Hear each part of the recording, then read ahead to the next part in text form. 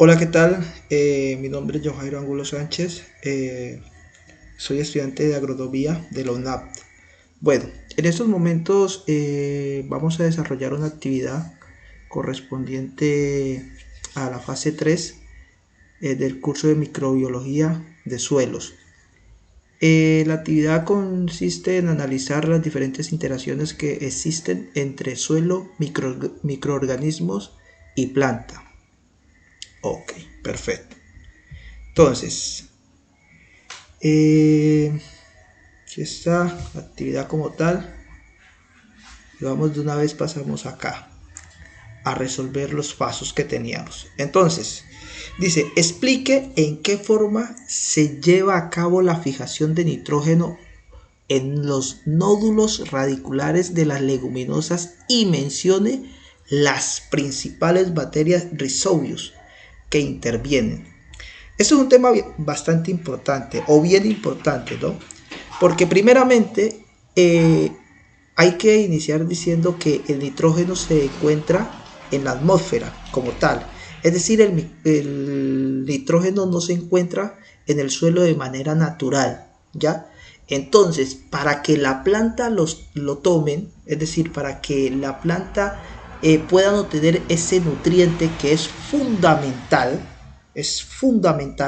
para el desarrollo de cualquier vegetal. Entonces tiene que haber una serie de interacciones entre suelo, microorganismos y planta. Y es lo que vamos a explicar en esta primera pregunta o en todo el desarrollo de la actividad como tal. Entonces, ¿de qué forma se lleva a cabo la fijación del nitrógeno? Entonces, dice, la fijación del nitrógeno se lleva a cabo mediante un proceso en el cual las leguminosas son las beneficiarias como tal. Existen diferentes leguminosas, ¿no? Yo aquí relaciono algunas, pero leguminosas hay, mejor dicho, cantidades.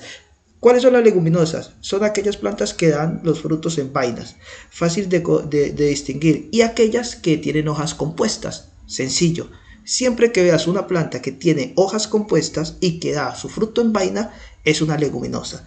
Hay otro tipo de leguminosas, pero para eso sí hay que adentrarnos un poco más en materia. Hoy les voy a relacionar esa como para que ustedes las tengan en cuenta. Entonces, normalmente, digamos, estas plantas son las encargadas de hacer la fijación del nitrógeno en el suelo. Bueno, entonces vamos a pasar a la otra pregunta. Hay diferentes tipos de bacterias que se encuentran en las diferentes leguminosas, ejemplo la soja. Aquí yo las relaciono como tal, ustedes las pueden ver claramente. Por cada planta, por lo general, existe algún tipo de bacteria que está haciendo esa interacción suelo, microorganismo y planta. Tengan muy en cuenta esa interacción, ¿no? O esos tres aspectos como tales, que son suelo, microorganismo y planta. Y fijen bien que en una se repite, ejemplo Rhizobium, se repiten varias, pero en otras no aparece. Entonces eso es porque no todas las bacterias, y es un punto que voy a explicar más adelante, interactúan con todas las plantas. Aquí está. Ejemplo, describa las etapas de formación de los nódulos. Y aquí es donde voy a explicar también por qué se hace por qué se hace la fijación del nitrógeno en el suelo. Primeramente hay que tener en cuenta que existen 6 etapas, ¿ya? De formación de los nódulos, ¿ya? ¿Qué son nódulos? Porque es que muchas veces, bueno, nosotros digamos aquí están de manera técnica y lo estamos hablando de pronto para personas que tienen algún grado de conocimiento. Pero ¿qué son esos nódulos? Esos nódulos en sí son unas bolitas, ya, de manera muy pequeñas, que se forman en las raíces, ya. Eso son los nódulos como tales. Pero esos nódulos están compuestos, tienen una estructura como tal. Ejemplo, ¿cuál es el primer paso? Es el reconocimiento, lo que les explicaba anteriormente. Tiene que haber un reconocimiento si la bacteria que va a interactuar con la planta que está en el suelo, esa bacteria que está en el suelo, que va a interactuar, tienen algún tipo de compatibilidad para poder llevar a cabo este proceso de fijación de nitrógeno. En caso tal de que no se tenga, pues obviamente no se va a poder hacer ese proceso. Ese es el primer paso, o sea, reconocimiento, ¿ya? Hay que tenerlo claro. Segundo, tenemos la excreción de los factores NOP por la bacteria. Es decir, después de que las células analicen, después de que realizar el análisis de las células, en el primer paso, que lo mirábamos nosotros, ellas inician la penetración en los pelos radicales. Les comentaba yo que forman unos nódulos en las raíces, ¿no? Es toda una estructura que se forma. Entonces ellas inician esa fijación o esa penetración directamente en las raicillas o en los pelos de las raíces, ¿ya? Ese es el segundo paso como tal. Y eso se le va denominando factores NOP.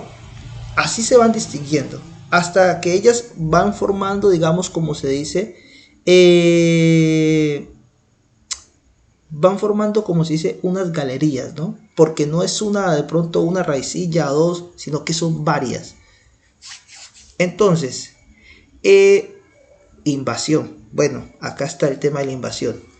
Luego las bacterias continúan invadiendo los pelos de las raicillas e inducen las plantas a formar tubos de celulosa llamados tubos infecciosos, en los que se multiplican los rizobios, lo que yo les explicaba anteriormente.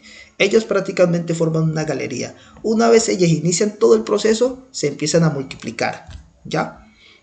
Desplazamiento. Las bacterias se mueven hacia las raíces. Tengan muy en cuenta algo, que este proceso solo se da en las raíces de la planta como tal. Microorganismos son las bacterias en el suelo como tal, que es donde están las bacterias y lógicamente donde están las plantas, y posteriormente la relación con las plantas. Por eso es suelo, microorganismo y planta. Suelo contiene todo y luego empieza la interacción entre microorganismos y plantas. Hay que tenerlo claro. Entonces,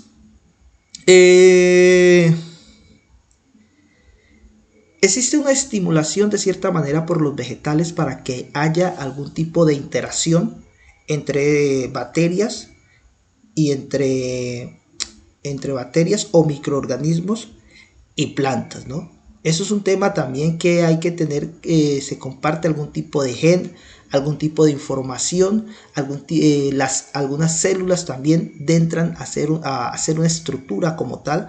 Aquí está la aparición de los bacteroides, que diga qué pena. Esto es en el paso 5 o en la etapa 5. Dice, en las células de las plantas los rizobios se multiplican y se convierten en formas ramificadas e hinchadas.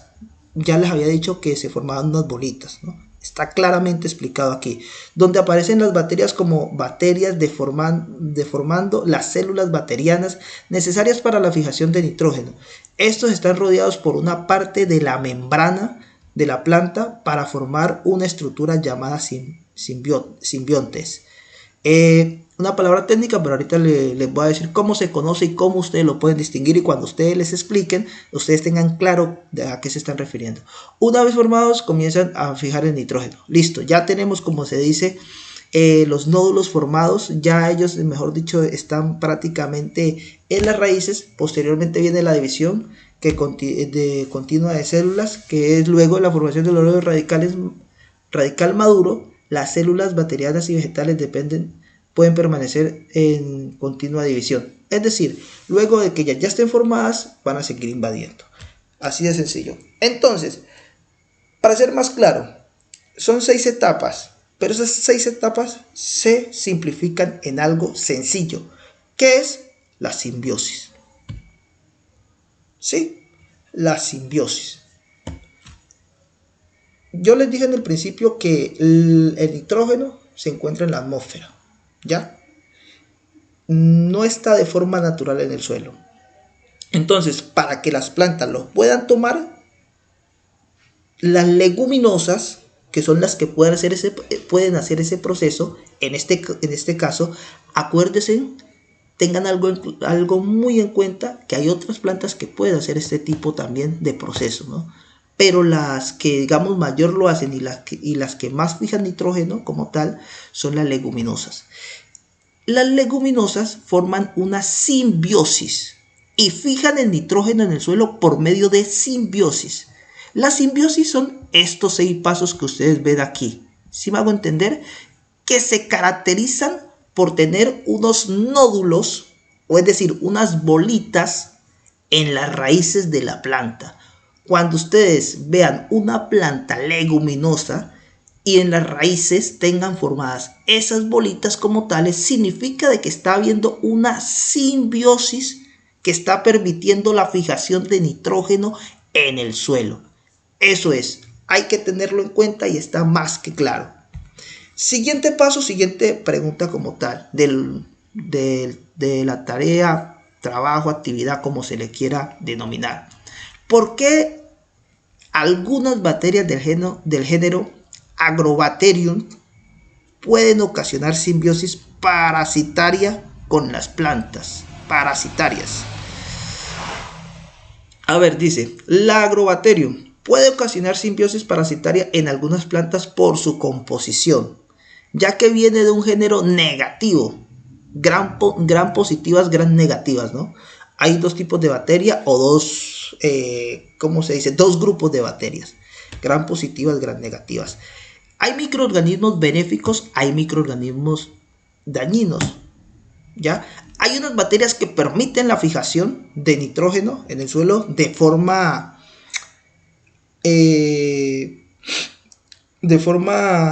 armónica, de forma no dañina, y hay otras que también lo permiten, pero por la información que se transfiere a través del ADN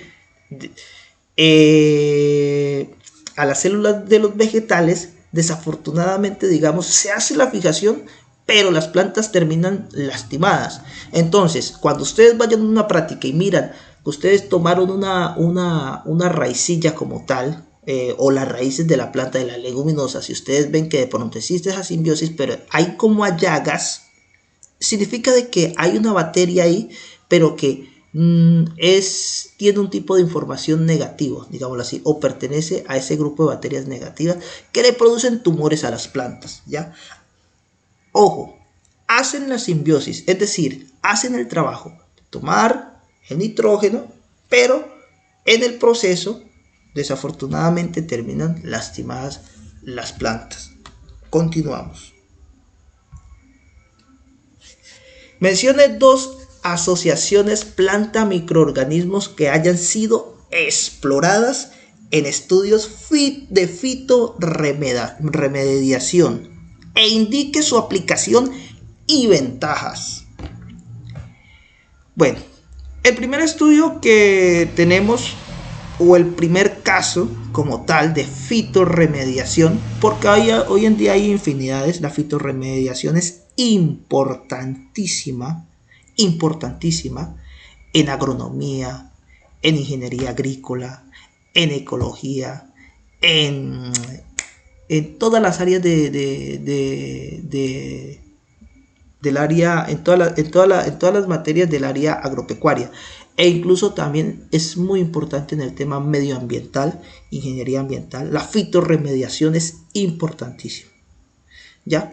Entonces dice, el primer caso que se tiene fue con la planta de maíz. Iniciamos con el cultivo de maíz. Fue un experimento. Normalmente los experimentos en agronomía son de los que más tardan o de los que más duran, ¿ya? Porque hay que hacer todo un proceso. O sea, no es de la noche a la mañana. Hay que hacer ¿cómo se dice? Un seguimiento escalonado de cada uno de los procesos para obtener un objetivo, y aparte de eso, otras hipótesis, porque normalmente siempre se resuelve o llegas a algo que buscabas, pero aparecen otras dudas. Esos son los estudios en agronomía, y por lo general en este tipo de estudios que tiene relación entre suelo, microorganismos y plantas, en microbiología de suelos, pues aún más. Entonces el primer caso de fitorremediación que tenemos es con maíz, con la bacteria Bacillus. Creo que ustedes ya lo han escuchado. Bueno, en esa se buscaba la prevención de la contaminación, porque se habían aplicado demasiados agroquímicos en los cultivos. Entonces se buscaba esa fitorremediación del suelo, es decir, desintoxicar el suelo. Ese es el primer caso que tenemos. Y el segundo caso que tenemos como tal de la fitorremediación es en una planta de tabaco. Aquí se buscaba un tema de generar feromonas para que sirvieran como repelentes de algunos insectos. Ejemplo, está bien que de algunos insectos, digamos, necesitan, bueno, o ellos normalmente se alimentan de plantas, y hay algunas plantas que funcionan por alelopatía, ¿ya? El tabaco incluso es uno de ellos, pero se hizo un experimento porque hay, aún así teniendo alelopatía, hay insectos que atacan a las plantas. Ejemplo, en el tabaco es muy común que un insecto, en este momento no me acuerdo del nombre, es un gusano como tal, él, mejor dicho, ataca severamente los cultivos de tabaco.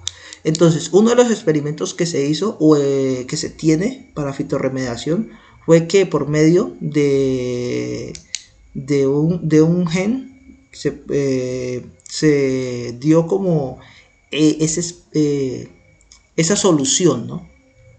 Lo que buscaba era generar de cierta manera feromonas que repelieran insectos.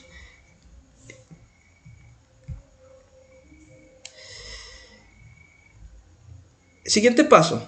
Mencione dos asociaciones planta, rizobacteria, hongo que hayan sido descritas para la mitigación de estrés en cultivos y describa por qué fueron beneficiosas.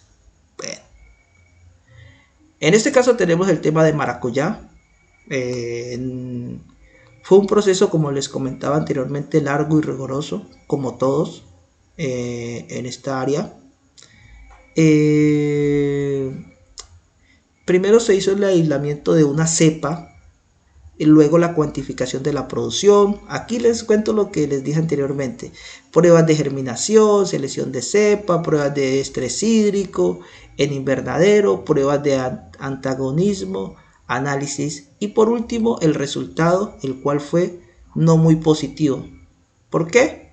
Ya que las cepas presentaron gran crecimiento, sino que ya no presentaron, sino que presentaron algunas inhibición de la germinación.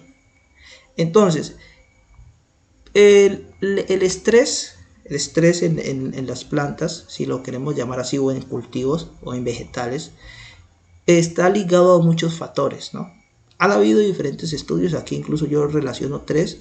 Está el de maracuyá, tenemos otro acá que también es el que se hizo para el tema de tomate, y por último también tenemos el que relaciono que fue para el tema de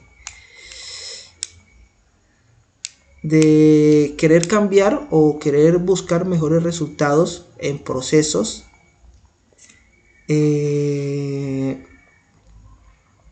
que